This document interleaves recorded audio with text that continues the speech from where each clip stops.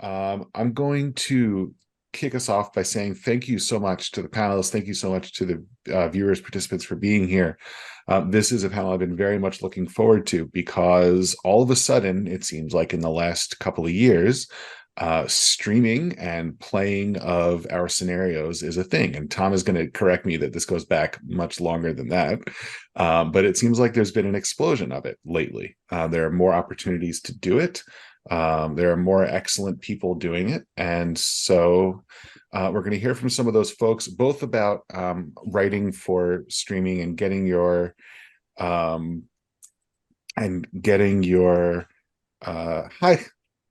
Phaedra is here Hello. as well, showing as Adriano, but that's cool. We just began the intro. And so we're going to cover, writing for these streaming shows and APs, and also for the virtual tabletop, which is a kind of a new and exciting frontier now that there's an official partnership with Roll20. So let me briefly ask everybody to introduce themselves. We're going to go, my counterclockwise. We'll start with Thom Raley. If you just Hi, I'm talk Thom about who you Raley. are and what your show or adventure that you do is. Okay. My name is Thom Raley. I run Into the Darkness. We run 4 games a week. I'm sorry. Yes, 4 games a week. Tuesday, Wednesday, Thursday, and Friday. Different games, each one. And we have an array of GMs. Put pictures of them behind me. We're just a club. We get together, we run games, we play in them also, and we try to make an environment where people can be friendly and enjoy good gaming, with nice people. I was once said to me that this is all really about making friends, isn't it? So that's what our philosophy is.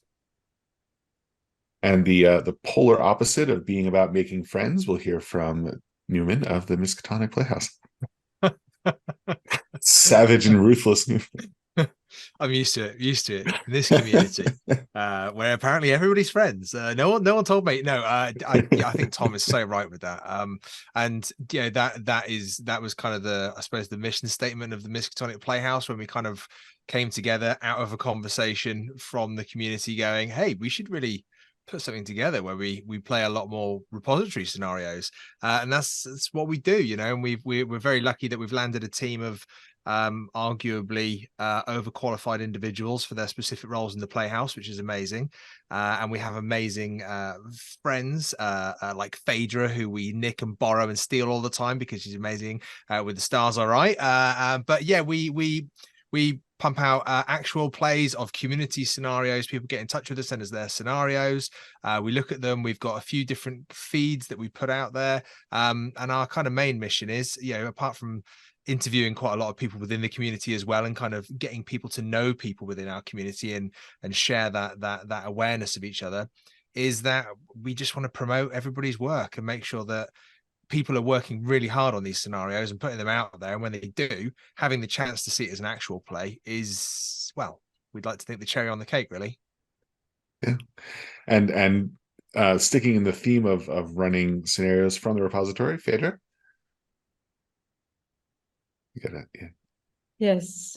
Hello. Sorry, I'm a bit late. I'm a bit disoriented because I'm in Greece currently, post-wedding. I literally returned from a mini honeymoon like today. Oh my God. I've just thank you rolled for into being here. Very glad to be here. Yeah, so I am the founder and main keeper of Stars Are Right. We primarily play long Chaosium campaigns, or we do shorter stuff as well, but we also play Miskatonic repository scenarios, primarily the ones written or published by us. We kind of, we have weekly episodes. We have over 100 episodes right now, which is very exciting.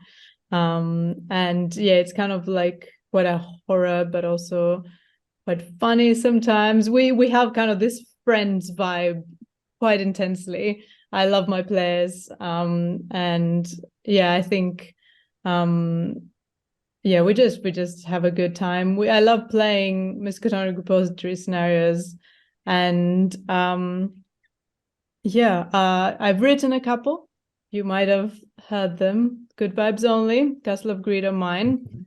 I am lead editing one currently that's coming soon called The Exhibition of Dread, and it's dreadful. And I've also kind of done layout and part editing in all the other Stars Are Right scenarios, which are Heartless and Loveland, Play, Repeat, Return, and most recently the Reanimator Returns. So I worked quite a lot with Miskatonic Repository publications. And of course, as Newman said, I moonlight as a Miskatonic Playhouse player, and we have a great time there. Great. Thank you so much. And John is coming at it from a bit of a different angle, right? I do not believe that you have an actual play show, but you are here because. Well, part of it is I'm admittedly I'm suffering a certain degree of imposter syndrome of actually being here with such company.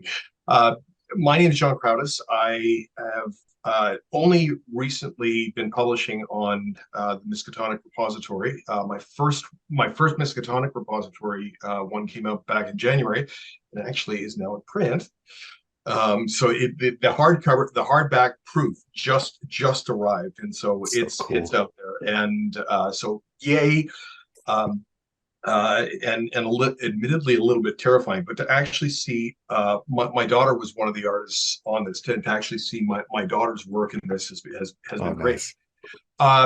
But one of the things, I live on Vancouver Island in as far west in Canada as you can get, and I don't have a lot of access to the people that I normally game with. In fact, I have a weekly game online with my original high school group, and considering that I'm mid-50s, I mean that's saying something. And but they're all back in Calgary, and so we meet online. So when I was doing this, I had originally was doing as a keeper with Call of Cthulhu, particularly the Crimson Letters, but a few other scenarios. And Roll20 was the piece that we were or the platform that we were using along with Discord. And when it was announced that Drive-Thru-RPG and Roll20 were merging, I thought, well, there was a distinct possibility that there might be this. So when I did my first scenario, because I thought, well, I might be leading it online, that I just started casually constructing it. And then at the end of May, they made the announcement, and I suddenly realized that actually I'm 99% done already. And so it's like, okay, and just found out what I needed to do and put on. So I'm here because I just happened to be first. Yeah. Yep. And sometimes that counts for a lot. Yeah. And so we're going to come back to you for, your experiences and your lessons learned, sometimes painful lessons, for others who want to follow after you. So. Yeah, and then my second scenario came out beginning of September, and with that I decided to actually release both in a Roll20 and PDF format at the same time. That's part of the conversation for later. Cool. Great. So because the audience are primarily, writers and contributors to the Miskatonic repository, in the past we've had panels that focused a little bit more on if you wanted to record your games. I think we're going to steer away from, the production side of it, and think of it more from the writer's side. And if you are a writer and you want to get your game in front of one of these folks, and we'll concentrate on the AP side, the streaming side for now. You want to be thinking about what they're looking for a good playable scenario. And so I guess that's where we'll start. And we'll go, I think, in reverse order. We'll start with Phaedra this time and say, when you're picking a new scenario, either because you've plucked one out of the pile or because someone has come to you with it and you're deciding whether to run it, how do you know if it's a good fit for your show, if it's a good fit for streaming? What are you looking for there that makes you want to run it? I don't know if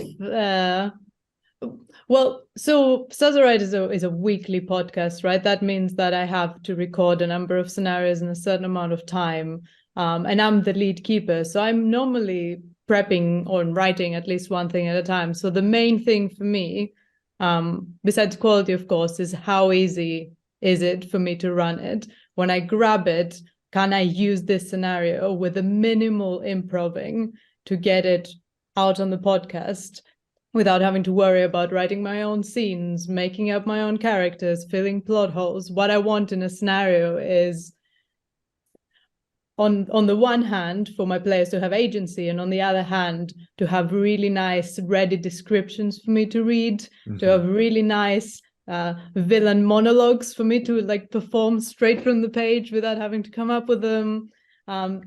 As easy as it is for me to run handouts in the main text rather than just at the end, so that I can be able to see them and absorb them at the same time as the story, very nicely laid out, like NPC descriptions in the correct place rather than distributed all over the place.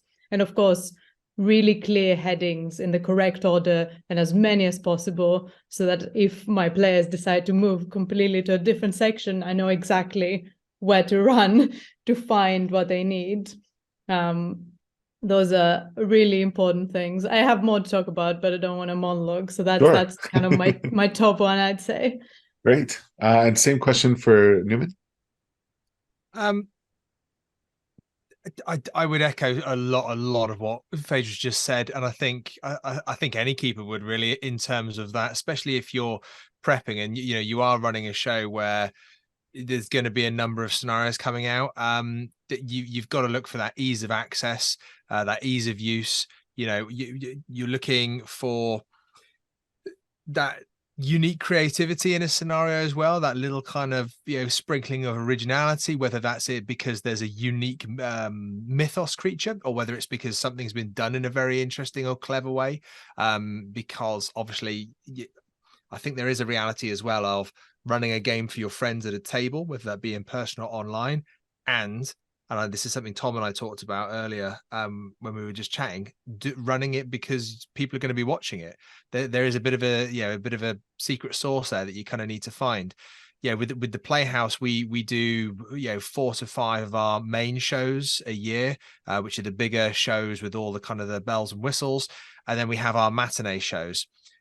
It's at the Playhouse, we're very lucky because we've got a group of people where I would say I'm one of the main keepers there. Hedge does a fair bit, but we actually have a team. The whole team are all invited when a submission comes in to have a look at them. Some of them I actively don't look at because I want to play in them, whereas some of them I go, yeah, that's something I want to keeper, that I know that, or I've talked about that, or so that kind of happens. But lots of conversations go on, and I think that design element that Phaedra's talking about there, about seeing the handout, having the monologue, having this, making it easy for a keeper to run the game, is such a boon when writing a scenario and when presenting it for somebody else to run in whatever situation. And I think in what we're also looking for within a scenario is we're looking for great characters, whether it is that evil monologue moment or whether it's the diverse NPCs that we can engage with. We're looking for those things. We're looking for it to be presented to us, not to be hidden in the text. And I'm not claiming, as a writer, I'm also a writer in this community, to be any better than anybody else at these things at all, but I know that I should be striving for these things to be better in my writing, and I look for it in other people's writing. Yeah, thank you. And it's funny, it's how much of it just comes down to, right, like, do good writing with your audience in mind, right? And then eventually it'll get picked up. Thom, I'm going to come to you in a second, but I think a bunch of us in the chat are still like agitated about the idea of the villain monologue, right? And that is such a cool thing, because I think we've probably like played with it in our heads, like, when I have these NPC sketches, is it worth putting a line of dialogue or two so you can kind of hear their voice? And I wanted to do that, but then I'm like, is this ridiculous? Is this like self-indulgent? But now I'm going to do it, and I'm going to say, Phaedra told me to do this. And then if it gets panned, I will take that back to you and say, look what you've done to me. No, please give me full responsibility. I want this. No, that's a good trick. It's a good trick. If you got your NPC little blurb and then you've just got a little quote from them, it's in their voice. It just gives a little flavor, doesn't it? It gives a little taste of who they are. That's such a cool thing. And Thom, similarly, what makes you want to pick it up off the pile or invite someone to bring it to you? Well, I'm like really fortunate in that I've got so many really, really good GMs that for the most part for me, they screen a lot of the stuff before it ever gets to me. And then they'll just come to me and they'll say, this is a really good scenario. Can we run it for you? And I'm always, absolutely, put you on the schedule. When I'm looking myself, I think that I really prefer stories that have mysteries that you need to kind of figure out along the way. I think my favorite thing in any game is I say revelation, where you're playing it, you're drawing conclusions, you're coming up with ideas, but then at some point you're like, oh, now I know what's going on, and you get that sort of rush inside. So if a game has that in it, as opposed to something that's more direct and fighting the monsters, those work too. But I really like the ones that are surprising as you're playing them.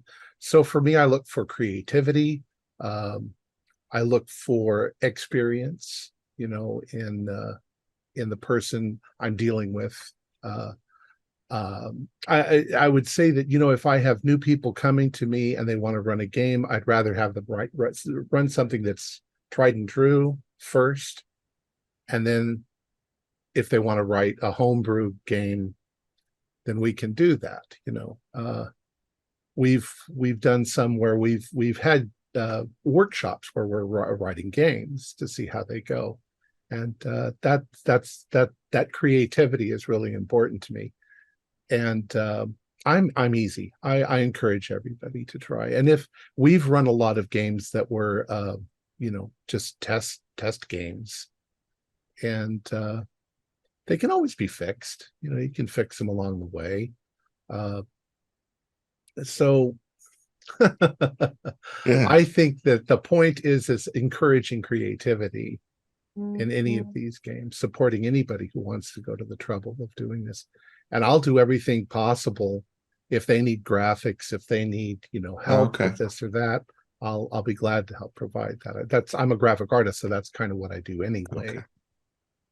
And cool. All right. So we'll come back to the short answer. No, that's great. I have 9 different branches I want to follow here, but the first one I'm going to go down is a question from Heinrich, which is, let me see if I understand this. So his question is, how do you balance the benefits of a showrunner keeper versus having memorable characters in the stream? How much of a role should the keeper play versus players?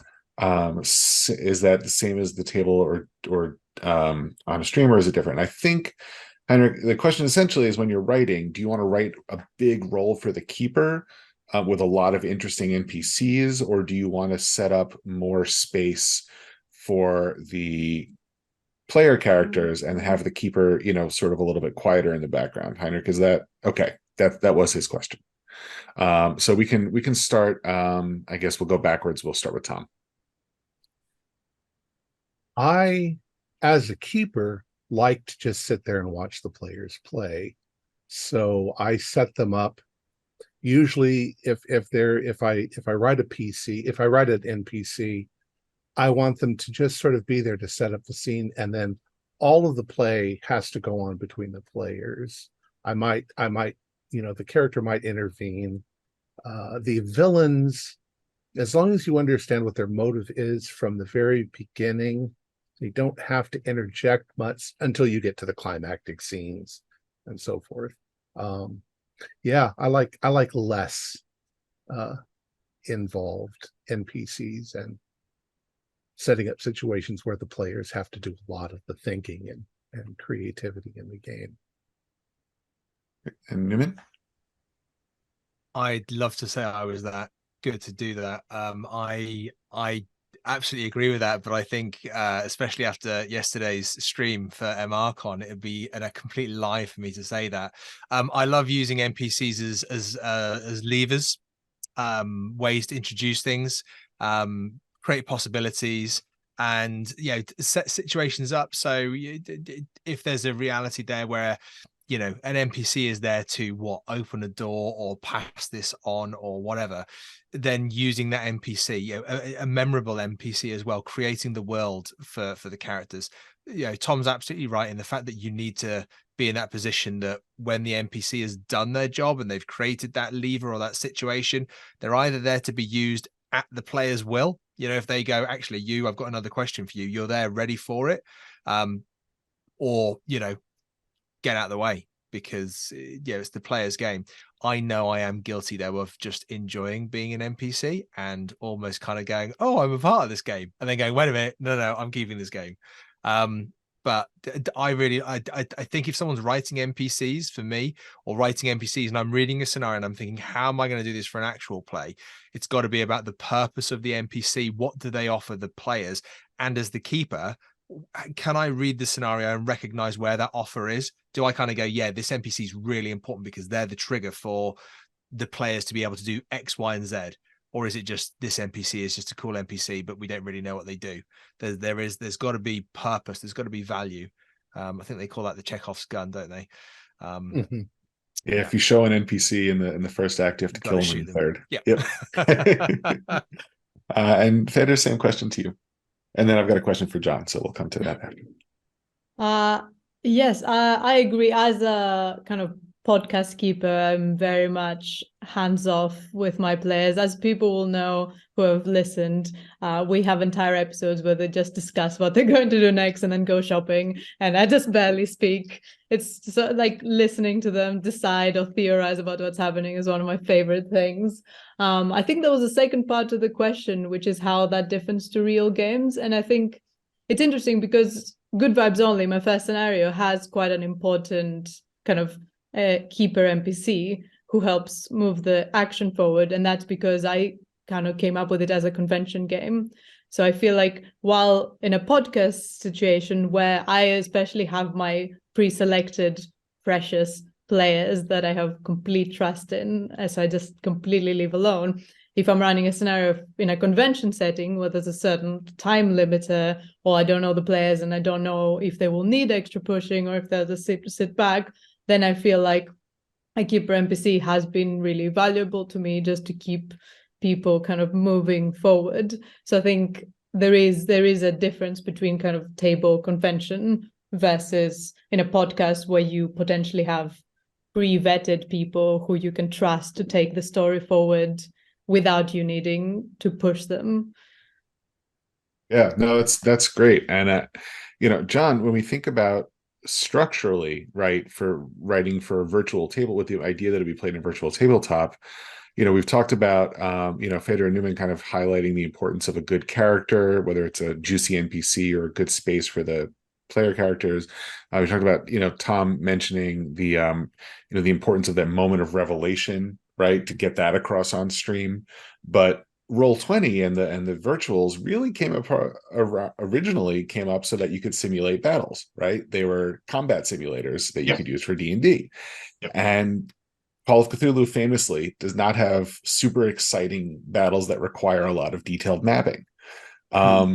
So before we even get into like what are the bells and whistles that make a scenario work well on the virtual tabletop, what's the structure that makes a scenario a good candidate for, like, you know, not just here's PDFs of your handouts, but like actually this plays well on the VTT? Yeah, and part of that is just getting used to where things are at. I mean, I missed Sean Brenning's presentation earlier because I was otherwise occupied with work, and I would have like the work that they do in terms of presenting stuff. One of the benefits I found, particularly with Roll20, is if you have some really good quality digital assets, you can make sure that you're sharing that. One thing that I've started doing that both my scenarios have, and this is something that I recommend, that even if you're doing, say, like for example, if you're buying one of the stock scenarios on Roll20, they don't have these, so this is a good something to add. Is what I refer to as either an investigator desk or a board, like is something that provides environment. Because one of the things that like Call of Cthulhu is a largely theater of the mind. I mean, yes, my scenarios have maps attached to them, but the intention is I created them in such a way that the maps are there if you want, but the main focus for me on those is these investigator immersion boards. Like, so for example, the one that I released at the beginning of September it's a top-down view of a desk. And so, for example, all the handouts, when you make them available, it isn't just something that pops up. It's physically on the desk, and they can actually zoom in and read it right on the desk.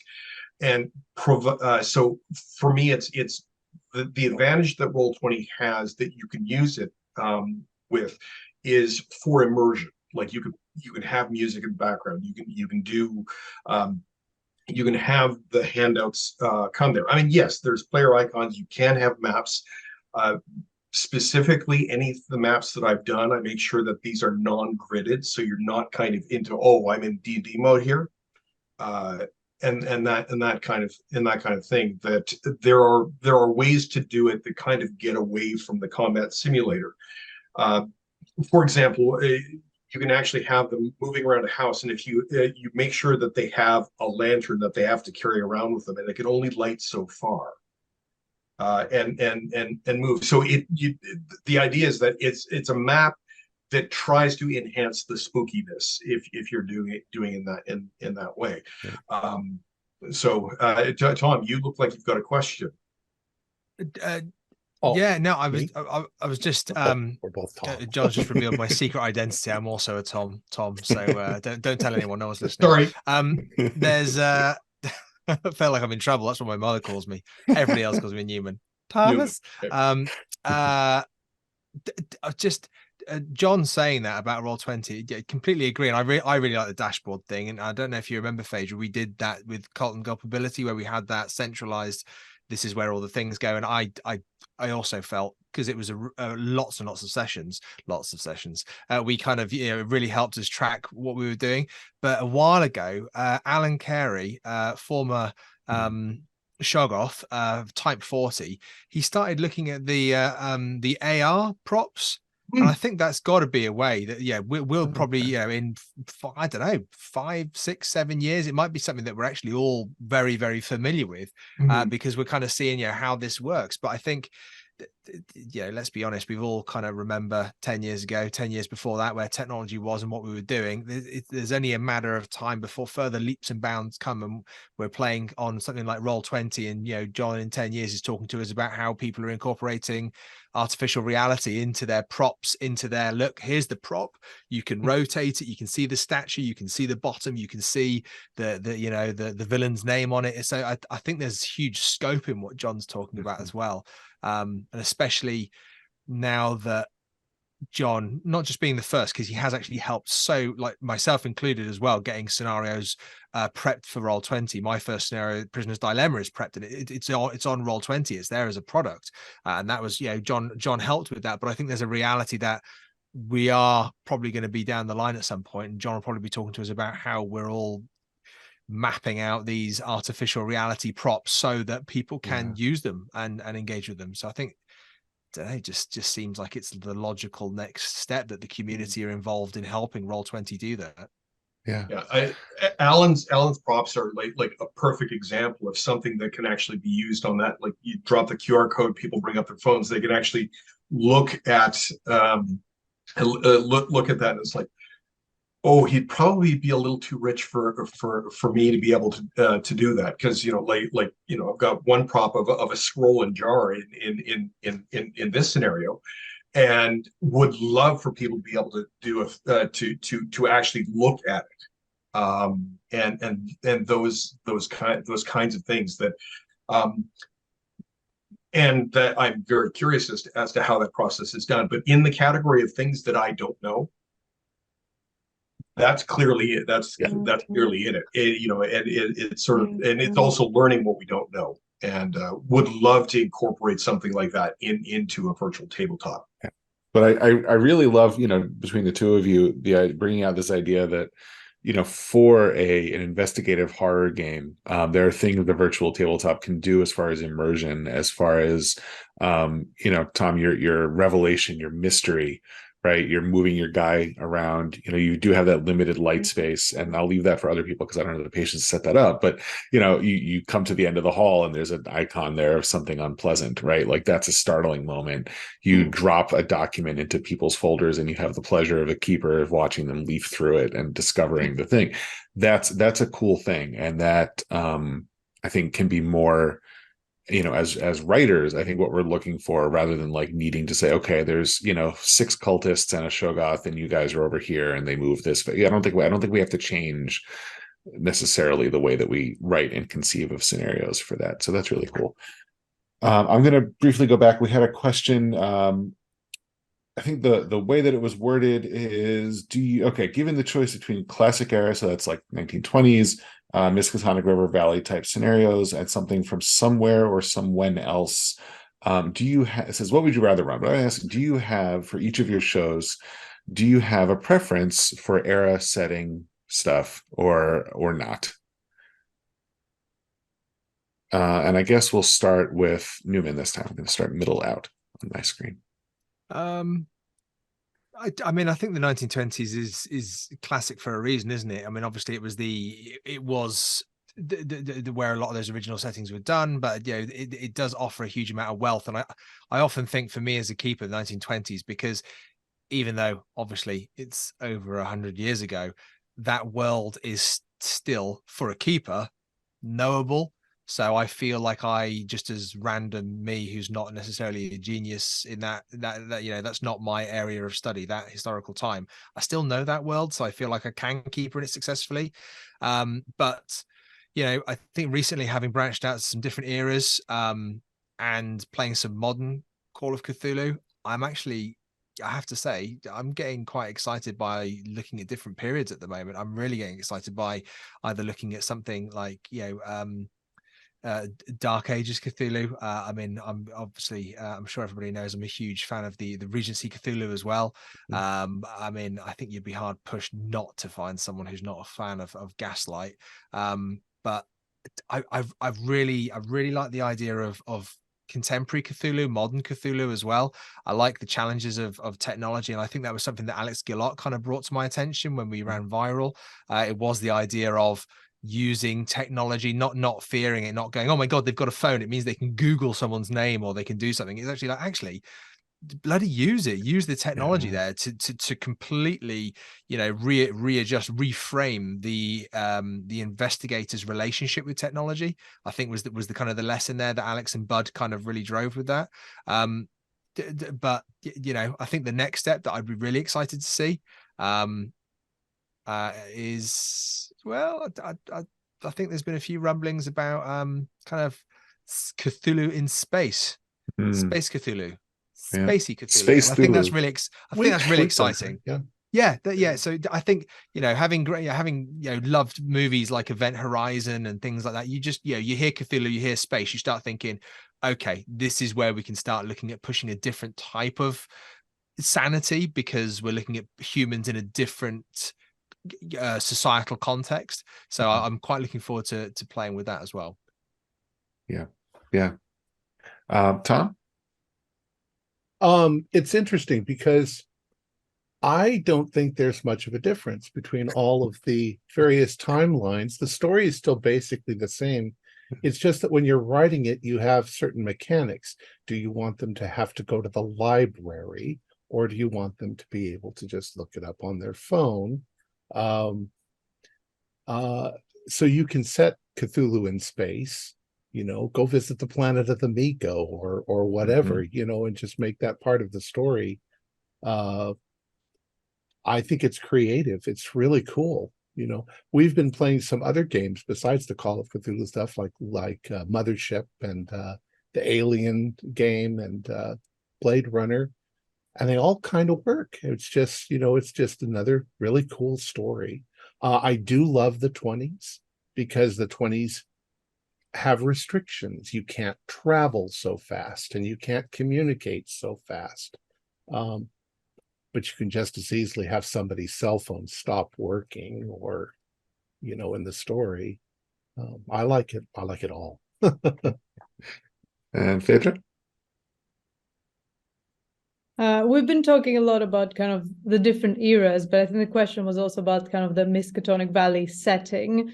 So thinking about kind of the 1920s set in the US, my feeling is I've barely run any of it, and I'd really like to.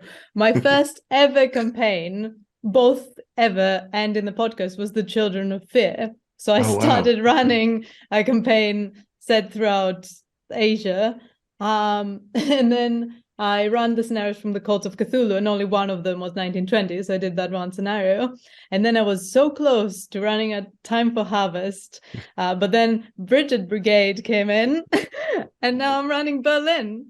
And it's awesome content, but actually like understanding the different settings and being properly respectful to the kind of to the people and to the differences in terms of both kind of the Asia and also kind of the dark times in Weimar Berlin. There's a lot to adjust to, a lot to learn, a lot to apologize for because I'm doing it wrong anyway. I'm not a history learner. I don't absorb a lot of information really easily.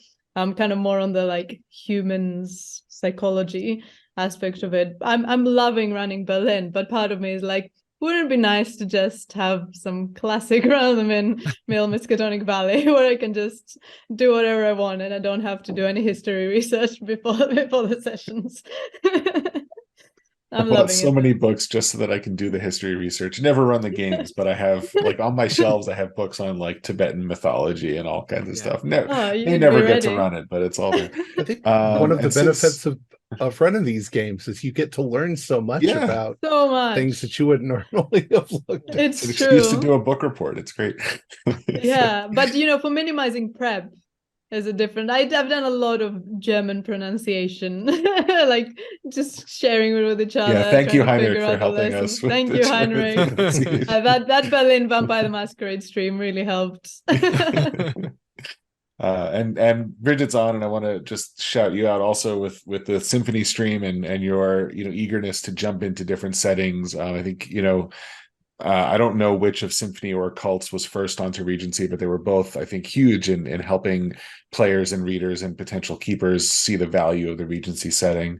And so thank you for what you've done there. Thanks you for helping us get In Strange Seas out there, which is coming in a different format soon. So let's get another. All right, I'll put this. If there are questions, you can start to line them up here. I do have kind of a nuts and bolts question, both for the streaming side and for the Roll20 side, so I'll go ahead with those, but keep dropping questions in the chat. For the streamers, are you generally looking for one-shots? Are you generally looking for longer things? And how much freedom as a keeper do you want to expand it? Or do you kind of just want to run it from the page? Does that make sense? So I guess let's start with Phaedra there, because I think you've done both, right? You've done sort of the long campaign and the one shots. So in terms of the podcast, I would say I don't really want to expand things. I'm writing my own scenarios. I'd rather write them, publish them. I don't want to kind of write and make more story for the podcast just because it would be too much work and wouldn't be showcasing enough content if we were just kind of holding on to one thing. In terms of the length of a scenario, for the podcast, it really kind of almost doesn't matter to me. I allow the scenarios to be as long as my players will make them. And that usually means twice as much as the writer is actually indicating they take. I found that for my group, a lot of scenarios seem to think that the players that are going to be playing that scenario are very different from my players. Like a lot of the keeper tips sometimes make me feel like other people's players set things on fire and run away way more often than my players. Like, if your players try to break into this house they have no reason to break into, I'm like, why would you say that? My players would never break into a random house and start killing people. So I think definitely some kind of understating how much time and how many actual sessions a scenario takes to run. But I don't mind. I just enjoy watching them play it. Yeah. I've realized, like, this is a confession, that when I put, this can be done in 1 4-hour session, it's because I run like a freight train through listeners, Yeah. and people who like to stop and smell the roses are not going to have that experience. So I need to put that caveat in there. Thom, same question for you. Do you have a particular length you're looking for, a particular expansiveness? This Thom or that Thom? Well, the official Thom. Thom. Newman has his designation. So we're running 4 games a week, and we've produced probably getting close to 1,500 episodes in the last 8 years. Wow. Because we have the 4 nights, my favorite scenarios, each episode is usually, let's say, officially 2 hours long. So we will try to do a 5 to 8 episode long story, usually what you'd call just, it's not a campaign, but it's a good beefy scenario. And then once in a while we'll do a campaign. We've done Horror on the Orient Express. Now we're working on the second time through. Our first time through took 96 episodes, so 3 years to run through. We don't want to clog up our schedule with just giant scenarios. And then people get sick, people have to postpone, people have to change, and that's a good point to throw in a one-shot. So we like all 3 of them for the different variety, and we end up doing all 3 of them quite often because they fit the spot. We don't like to ever restrict the GM to a particular time slot. If it's going to take them 5 weeks or 8 weeks, just whenever.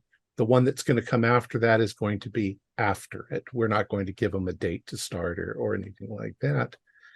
And it all balances itself out and works very well. That's great. Yeah, the programming side of this, logistics, is really fascinating to me. It's as a home keeper, it's just, okay, can you guys play this week? No. All right, let's look at next month. Great, fine. And that happens all the time, right? And Newman, I guess same question for you. Yeah, just I think I agree with Phaedra, I agree with what Thom's saying. I think that we've been very lucky at the Playhouse to have a huge range of investigators, huge range of players, and a lot of those players, they know how to role play and they enjoy role playing, and it's almost a disservice to kind of move them on because you enjoy, they're enjoying it, they're telling such a rich, unique story. So kind of letting them do that is a really nice thing to do. I would say that because of the different almost channels that we have, the different formats we have with our main feed, we're happy to kind of let these I say one shots, they turn into 5 or 6 episodes, but to let these one shots kind of run, because there's a great rich story. And I think what the Playhouse is doing, we're trying to represent someone's scenario in the best possible light. So if someone picks it up, our last one was Phaedra's that aired, Good Vibes Only, which is absolutely bloody fantastic scenario. Hopefully we did it justice. Hopefully someone's going to watch it and go, hopefully a keeper's going to watch it and go, right, I've got a sense of how I can run this now. So they're using Phaedra's scenario, which is brilliantly laid out. They've got something they can watch, they can go away with that, and they've got the confidence to go and run it for their table or their people or however they want to do it. And that's something that we absolutely kind of adore, that we've got our main feed and we can do that. Our matinee feed, it's the same, but we kind of do it in a block, and there's no video with that. It's just the sound, it's audio. It's kind of your podcast friendly center. But we do, and this is where I think the programming and the scheduling and the reality of a scenario came in, is what we did with Cult and Culpability, our long running Regency campaign. Season 3 is about to drop in the very near future. That was difficult with scheduling because we had so many people, and that was my fault, pulling in more people all the time just because we were very excited. But it was also, I think, the strength of it, because it became this huge campaign. using this brand new rule set. And the idea was that we were showcasing the rule set, but we just had so many amazing people involved in it, and that we let it run as this campaign, this other kind of project that we had going. And having listened all the way to the end, listening back to the final product, I'd like to think it's pretty good. I'd like to think it's a really good story that people are going to kind of really engage in and go back and listen in. So we're very excited to see that season 3 come out and people kind of recognize the time that's gone into it. I would say, and I think this was a question that came up whilst we were doing it, and we had some people ask us some questions about cult and culpability. And in fact, it might have been Braden who asked the question, and it was something about, you know, do you kind of prep players and talk to players outside of the games in terms of what's happening? And I think in that big campaign, and this is the only big campaign that I've recorded, we usually do our shorter scenarios. So Thom and Phaedra might be in a better position to answer this and talk about this. But I can safely say there were kind of, I suppose, conversations of consideration and care for the investigators. What did they want to get out of it?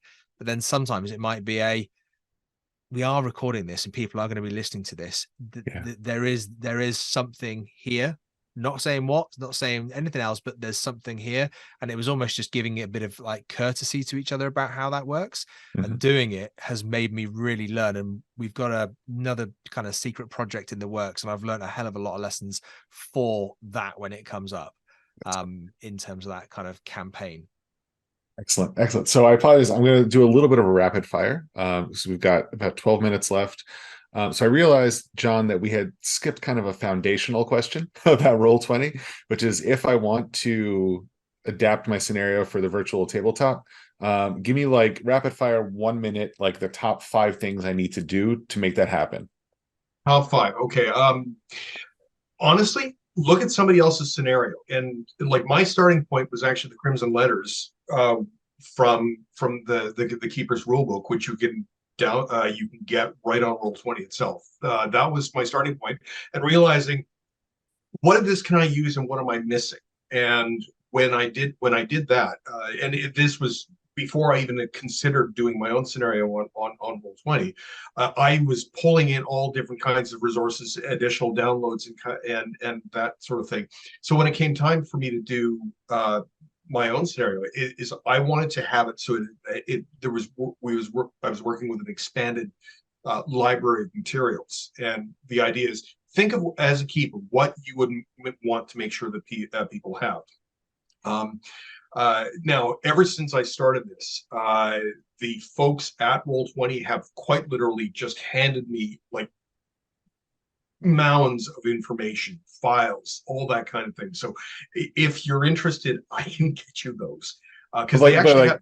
Sorry, just because we're in rapid fire, right? So are we talking are we talking like maps? Are we talking tokens? Are we talking documents? Like what physically or digitally are you producing? Well, essentially what you need, you need your own scenario right off, where you can kind of like effectively copy paste into it. That's one thing.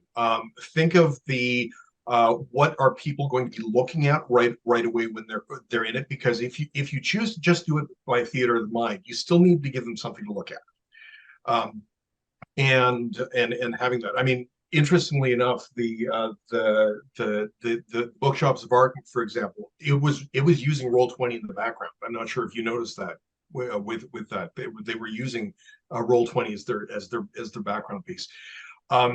So just giving players something to look at, and so the content that you've already written, like honestly, when you've done this, you've already got the content. It's just a question of how do you want to present it. Okay. Cool, thank you. Sorry to rush, but no worries. No, it's really good. We're gonna need follow-ups on this. Yeah. Second question, really interesting question. Because there is an external audience, right? When you're a writer, you say these are my content warnings. When you're a keeper, you say I know my players' safety positions or lines and veils or what have you. But when you guys are programming your shows, how do you balance the safety mechanics essentially so that your audience is also comfortable or can make informed choices? And whoever wants to jump in, whoever has like the most salient thought can jump in on that first. Thom, you're muted, sir. We put warnings now at the beginning of all of our shows. Okay, is that is that that audio or just in the description? It's audio, and Okay. it's shown, now as the beginning of our show. We didn't do that before, although we've always had like something in the corner at the very beginning that says, this is adult stuff. Be warned. We've our YouTube channel, it's marked not for children Sure. because we don't want to restrict language or content. I have made mistakes in the past not telling the players that there were certain pieces of content, which I won't make that same mistake anymore. But we've also played with the X card, if you're all familiar with that, where you can hold up the X card if you're going too far in one direction. Great. I think that's important. It's supposed to be a game. Yeah. Yeah.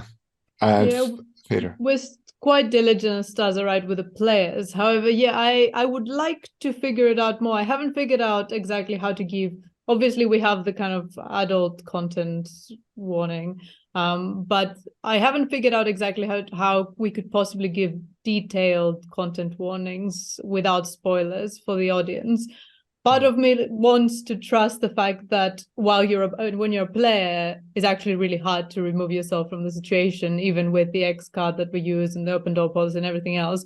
But as a listener, you can always pause, turn it off, skip that episode, skip that story, take a breath, which I feel perhaps makes really detailed content warnings a bit less. It's like reading a book, I guess. You don't really get content warnings in horror books because if it becomes too much, you can kind of put it down, if that makes sense. Although if as a collective we figure out how to do it in like a good way that doesn't spoil everything, and also that we can know, because there's so many themes come up all the time, and while you know what to avoid for your players, you don't always have in your head exactly all the possible things that come up in a Call of Cthulhu game.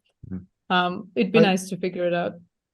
What I kind of did is I followed the American Horror Story sort of thing, so that before the show starts, it says, this for mature audiences. It may contain, sexual stuff. It may contain this. It may contain that. You're warned. And then, I mean, you're watching a horror show. What do you expect? The only thing that I'd add to that is that in the live stream yesterday, it kind of came naturally, but it's also from being, which a few of us have done now, a wonderful experience we've had with like Symphony Entertainment, being on there, listening to the way Bridget is so conscientious and so aware of people listening and wanting to care, that rubs off. And I kind of, as we were starting the stream yesterday, I made a point of kind of saying, look, if you're listening to this and if you're feeling that, whatever, you need to look after yourself, take a break, grab a cup of tea, you can always catch up or skip or come back, exactly like Phaedra was saying. And I just think that it's such a powerful thing to be able to do.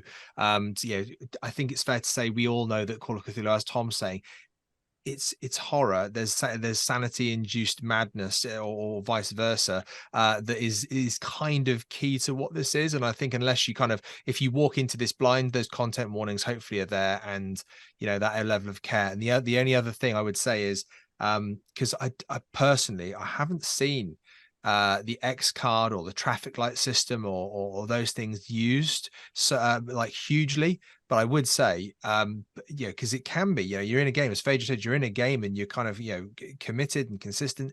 I think don't ever be afraid to do it, because I think it'd be really brave if you are in a situation where you think something needs to fade to black, or you kind of going, hey, orange light here, this is getting a bit whatever, and gauge the other players. I think it's such a responsible thing to do, not to just kind of think, I better just go along with this because everybody else is going along with this, because odds are if you're feeling uncomfortable about it, somebody else is. So and a conversation is absolutely the right thing to do with those people. And of course, if you are recording, and I believe, I can't name a specific show, but I believe I've heard like there are recorded shows where this has come up and then they just edit it out of the final, so it's not that it's not being used. It's just that somewhere, behind the scenes, somebody raised an X card or whatever. Tom, I think you said you did that, and it doesn't necessarily make it to the final product. But it's, the safety tools are in place for the players. I want to go to another question, kind of merging the two streams here. John, let's think about the future in space. And we've got Roll20. You mentioned fortuitously that it was running in the background of the bookshops of Arkham, right? What is a future? And this, any of the panelists can answer. What is the future of the merging of virtual tabletop and like YouTube or video productions look like? And if you're a writer, can you be writing with that idea in mind, that it can be both facilitating the play on the tabletop and also be, I guess, recorded, projected, however people do that? I've always been surprised that that people haven't taken more games that they've played with their friends and turned them into books, like the opposite direction, because some of the plot lines are great, and the things that happen when you're live playing with people are brilliant. Yeah. Yeah. Unique storytelling. Yeah, and it's part of the interactive, just that interactive storytelling. I mean, the idea is that what we're doing for things like Roll20 is immersion. I mean, I will be the first to admit my preference is around the tabletop, but I'm in a circumstance where that's not really working. For my group, that's not really working. So how do we do things that help people get immersed into it, to really kind of set the environment? We may not have the kind of like the tangible handouts that Sean Branny has been revealing, but what are some ways to draw people in? And I think as virtual tabletops, I mean, Roll20 is certainly one, but there are others out there. And the whole point is immersion. It's not just simply a tactical simulator. The whole is moving us towards the immersion, and that's the way that I see Roll20 working. Roll20 and other virtual tabletops working. Go ahead, Newman. Just quickly, things like Sirenscape. They just, I think as we go further into this, they're going to become more intuitive. I mean, I was very lucky yesterday with the live stream, having Cosmic, who's amazing in the background, kind of doing all of that for us and creating that wonderful atmosphere, sound effects and things. But I think the reality is, for someone like me who's that's not my strong point, is that tech side, but having all of that becoming much more intuitive, much more friendly. If we're looking at 10 years, 15 years in the future, which isn't going to help anybody with their scenario writing, but I reckon there's going to be that artificial reality prop that comes up. But I'd love to be able to see it that like this is, I've got the prop and I'm looking at it, and then I can go, right, Thom, you have a look at it. And that is what I reckon the future is in terms of online gaming, where you have that digital interaction. And then eventually we'll all be doing that cool Minority Report thing where we're like sweeping screens and things like that. But I don't think anybody as a writer needs to worry too much about that technological development, because I think, as Thom said earlier on in this, we would still go back and play some of those earlier scenarios, and perhaps maybe it's just a little bit of that kind of how writing has evolved and our language has evolved. But the reality is they're still bloody good stories and they still work. So if you're telling a good story, if you're using clever tropes, subverting the norm, if you're challenging your players and you're aiding your keeper, you're probably onto a winner. Fantastic. Heinrich is going to be the first one out with a solo book made for virtual tabletop, thereby obliterating the line between tabletop role-playing game and regular video game. I look forward to that. I don't think he knew that, but I just told him that. So congratulations, you've got your next project. And thank you, everybody. This was really fun for me. I hope it was educational and fun for you. And it's a joy to be on stage and screen with you all again, or for the first time. And we'll see everybody around. I hope you had a wonderful MRCon. Thanks. Bye. Thank you. Thank you. Thanks, Thank you very much.